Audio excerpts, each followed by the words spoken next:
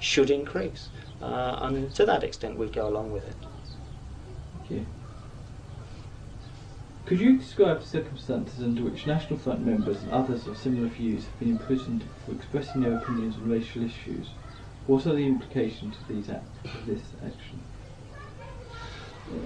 There are some members of the National Front that have been imprisoned for speaking out on immigration and racial matters in this country. Primarily they've been imprisoned because they've warned of the dangers of multiracialism, or what we see as the dangers of multiracialism, and told people the truth about what's happening with immigration into this country. Now, we don't like breaking the law. The National Front's a law-abiding political party, and we don't seek to do this. We feel that the law is wrong. The Race Relations Act has only been used against us on a couple of occasions, and we're not very proud of the fact that that has happened. But we have to say that in all cases, what staggers us is that our people have gone into court, and it's been accepted by everyone, by the prosecution, by the judge, and by ourselves, that what we've been saying is the truth. But that is not a defence under the Race Relations Act. It is simply, if it causes a problem, then it becomes illegal, not whether or not it's truth. Now, what we say is this: it's very much the situation, for example, if you have people in a cinema, if someone keeps jumping up and shouting fire every few minutes, then obviously he's breaking the law, because he's causing people to run to the exits, and people may get hurt in the process. But if he sees smoke beginning to come out from underneath some of the doors leading into the cinema, then what's he meant to do? In our view, he should stand up and yell fire good and loud, because it does look as if there is a fire there.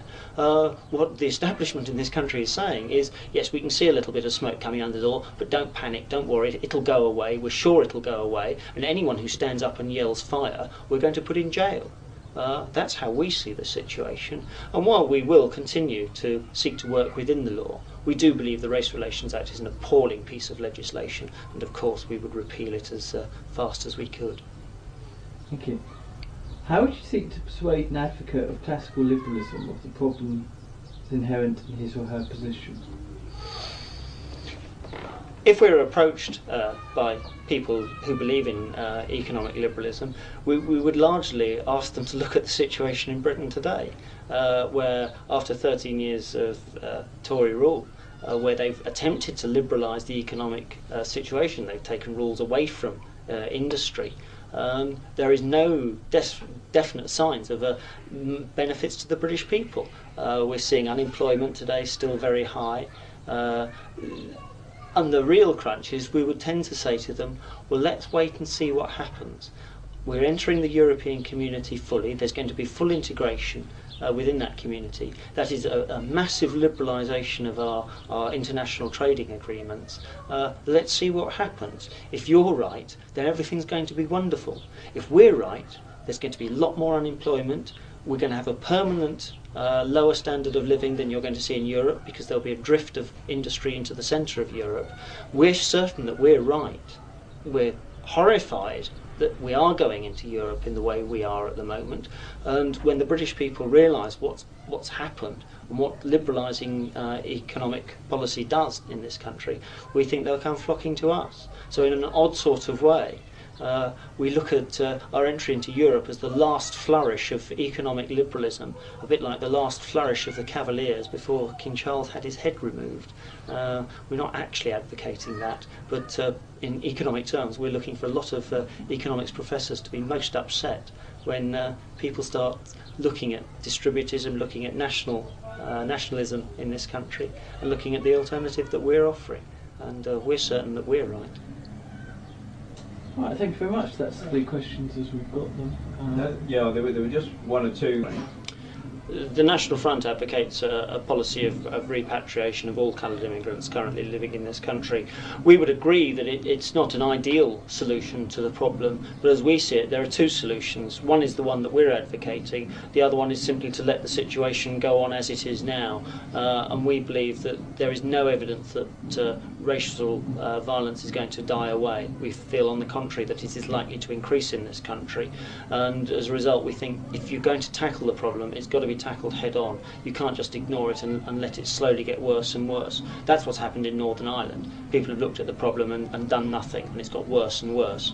We say, look, it is a problem, it's got to be tackled. So what we're saying is that over a 10, 15, if necessary 20-year time span, we will initially encourage, but at the end of the day we'll make it a compulsory policy that people have got to go back either to their land of ethnic origin or to any other country that they would prefer to go to.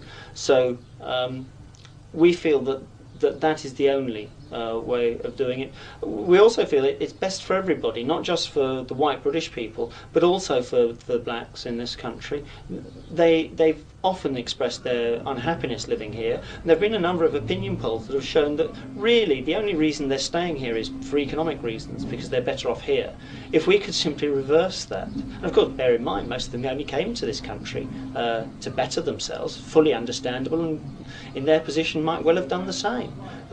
What we would like to do is simply reverse that pressure, make it attractive for them to live in their own country where they can enjoy their own culture to the full extent, probably find life very much pleasanter. But if we can provide them with a standard of living to get them off the ground, then that would be fine. And of course many countries would be delighted by this.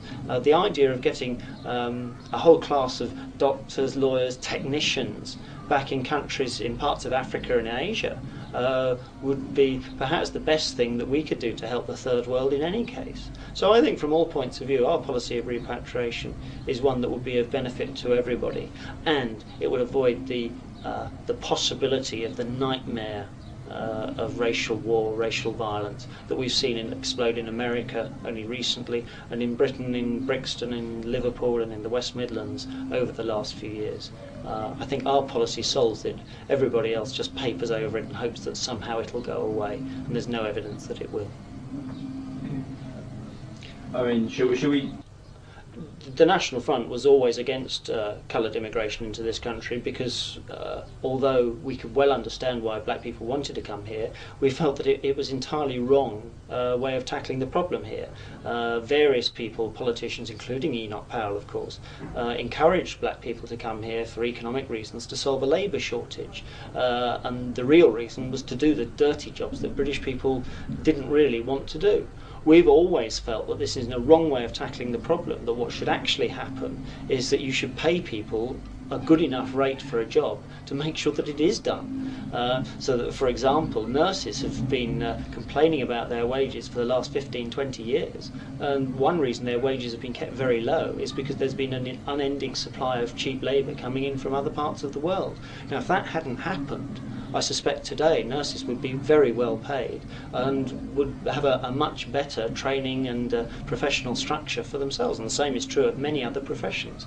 So we were against this idea of free movement of labour because we feel that it undercuts the rights of British workers to enjoy the standard of living that they should enjoy because of the work of previous generations. So the first aspect is we were against them coming in the first place, and of course the National Front does have a policy of repatriation to redress the problem now. Okay. Now should we just come to the final point about the Right. Yes. individuals who've been prosecuted? Let me think.